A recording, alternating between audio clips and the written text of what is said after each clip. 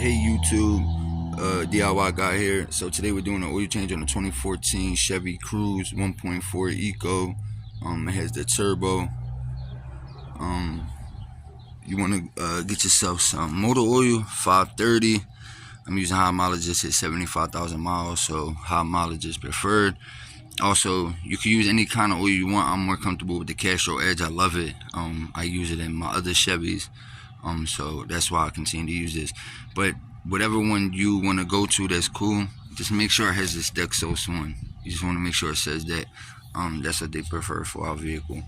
Also, the AC Delco oil filter part number is PF2257G, as you see there. You want to get yourself a funnel, some gloves. I use brake cleaner because I will clean my oil drain plug if it's dirty. If it's messed up, I'll change it out with the new one. Get yourself some towels. You'll need a 15/16 half-inch socket to take off the oil filter. This thing sits snug. When I say snug, I mean like the skinny jeans on these new rappers. You want to get yourself a half-inch torque wrench, a 3/8" torque wrench. You could use the torque wrench to get off the oil drain plug, or you could get a little ratchet. It don't matter. It's a 10 mil for the oil drain plug, and it's literally cut and dry, so it's pretty easy. We'll get right into it. I'm gonna start by removing the oil filter. So what you're gonna want to do is jack up the car. You can put it on ramps, whatever you decide. That's up to you. I'm just trying to do this quick, get it over with. So I just jacked up the car. I didn't even put no jack stands. People say I'm crazy. Also, I don't use the ramps on my street because my street is like, it's weird. I kind of try to show you, but it's like lopsided. Like it goes like downwards like that. So I don't even bother with the ramps out here. I usually use them in the yard. So you want to get yourself a catch pan. You want to get yourself a catch pan. It could pretty much be anything. I got this thing here. And then of course my exhaust is messed up because somebody stole the cat. So my pipe kind of runs right directly on top of my oil pan instead of the side. So here you want to, that's your drain bolt right there. They call it for 14 Newton meters, which is equal to a little over 10 foot-pounds. So I just go with 10 foot-pounds. Also, the oil filter is 25 Newton meters, which is equal to 18 foot-pounds. You're gonna need a half-inch torque wrench on the top one, and this one down here, 3/8 is fine. Like I said, I was gonna start with the oil filter like an idiot. I'm thinking about my other car. I apologize, but I had to start down here. So what we're gonna do is we're gonna go ahead and we're going to remove the oil filter dipstick, and we will remove the oil filter, the oil dipstick, excuse me, and the cap. These are a little tricky because they got like a little notch on them. This one gets real tight.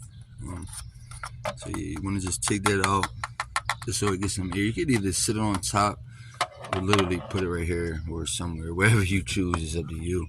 The dipstick, you can literally let it sit out here. I like to take it out and I'll clean it off, but I don't have no paper towel sit out. So yeah, I'm gonna do that, and then I'll get right to it. I'll get under there, crack that loose, and I'll show you cracking this loose. Alright, so you're gonna just get your half inch, like I said, 15/16 snug, and you're just gonna crack them loose.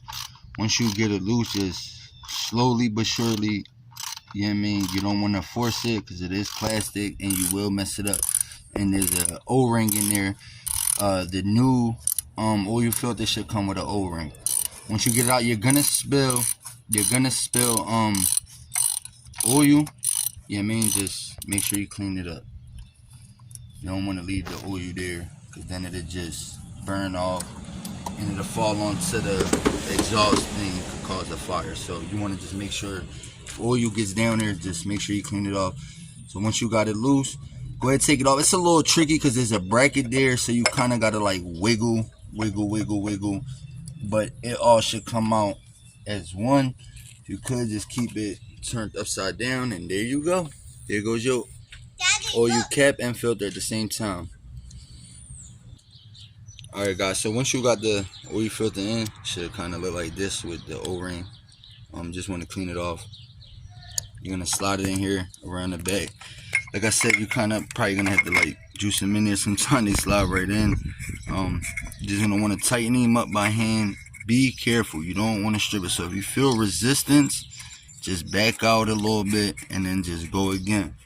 If you want, you can help yourself by grabbing your 15-16 and just slowly juice him on. As you can see on the top of mine, I don't know if you can see it from that position, but I wrote you know, the 18 foot-pounds just in case. And I do the same thing on my oil pan. You don't have to do it, that's just something I do. So like I said, you just want to get your ratchet and just slowly, surely, it'll get on there. You don't have to, you know, crank it too much. You know, the slower the better. Once you feel that it stopped, just stop right there and then throw on your torque wrench. I got this big 1/2 inch, so it's like really hard to get this thing in here sometimes, like to get it to work is weird. Especially to keep it straight. 18 foot-pounds, as you see, is nothing. Literally nothing. Alright, once you hear it click, double check and you're done. Alright guys, so here what I like to do is I like to just take the oil drain plug. I'll plug him back up for a couple seconds, you know, just hand tight. I'll leave him there for a couple seconds. I'll let all that kind of like oil that's just sitting there build up a little bit. And then I'll go ahead and I'll remove it, let that last little bit of oil kind of drain down. If this was my truck, I have a Trailblazer. If this was my Trailblazer, what I would have did was, while it was up on the jack, I would have drained it all out, or on the stands, whatever. Then I would have dropped it. But there's enough clearance under there for me to like lay under there. And then after I have dropped it, I'll release the rest of the little bit of oil. But on this cruise, it's hard. You can't really get under here. So I'll do it like this. Like I said, a couple seconds, and then you just want to kind of just loosen him, and you'll notice like you might not get much. My little ain't know about that, I don't know why, but you might not get much, but you look, no, I ain't even get nothing. I got a little bit, but I like to get it all out of there. You know, it just says my OCD gets the best of me. Again, like as you can see up there, I put the 10 foot-pounds, just so I know, in case I ever might have to take it in for an oil change instead of doing it myself. They know what it is. So yeah, once you do that, you could go ahead and you could just give them a wipe. You might end up getting a little bit still. Give it a wipe if you're quick enough. I got one hand because I'm recording. I don't have nobody to do this under here for me. So sorry if I kind of sent you guys up to the unknown. So once you got it tightened up on there, you could go ahead and grab your torque wrench and torque them down. Like I said, 10 foot-pounds. That's it, and then we'll go ahead and pour the oil in. And now, after all that's said and done, sorry for the background noise, you're gonna go ahead. I only got one hand here, so I'm hoping that this works out. So you're gonna go ahead and pour your oil in. 4 quarts, like I said, you want to put 4 1/4, that's fine, but 4 quarts is all you really need. I'm gonna go ahead and finish pouring this in so it don't spill out. I'm gonna go ahead and do this off camera so it don't tip on me and spill, because I only got one hand.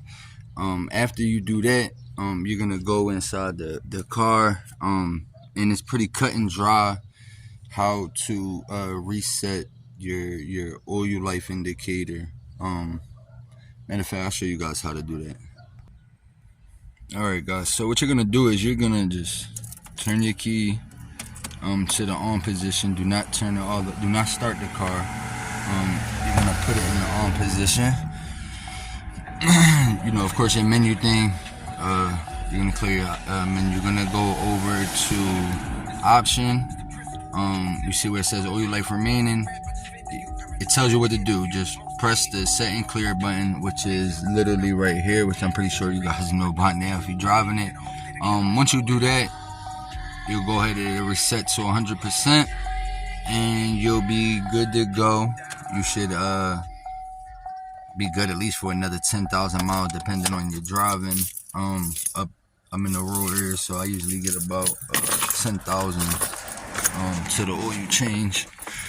Found that useful.